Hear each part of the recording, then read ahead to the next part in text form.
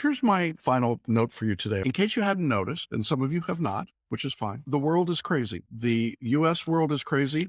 The political world is crazy. The legal world is crazy. If you are following those things from whatever your favorite news source is, there's a never ending flow. It's in fact not a flow, it's a fire hose of information.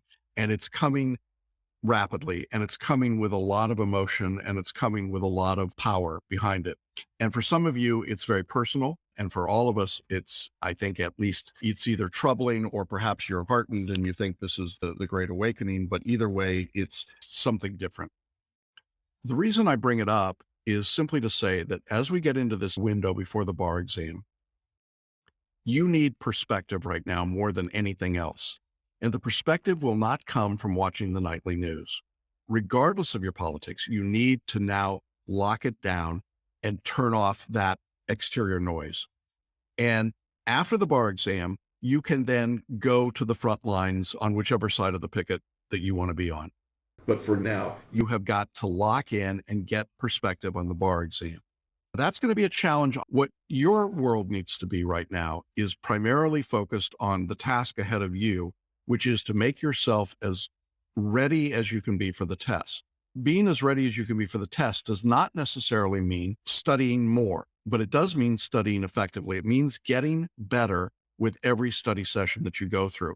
You need to be better tomorrow than you were today, and you need to be better on Sunday than you were on Saturday.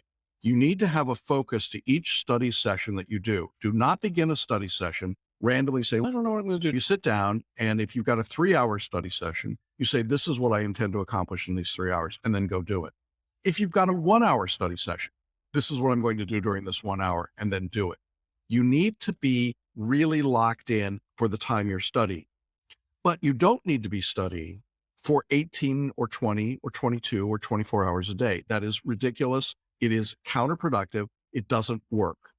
And so when you are tempted to do more right now, fight that temptation. Do good quality work.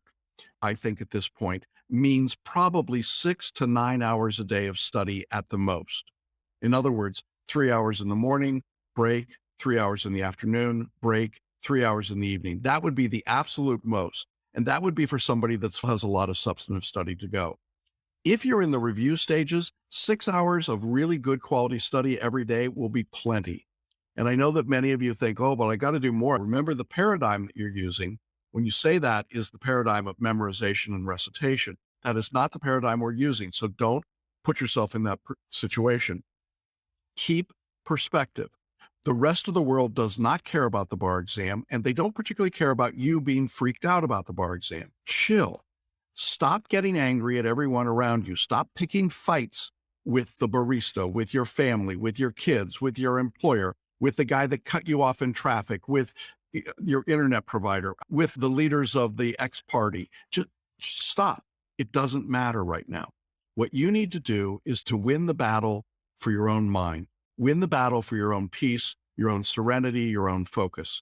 Listen, if you've got the paraliminals, you want to be using the ones that help you get relaxed, get focused. That's why I talked about peak performance and personal genius and power thinking.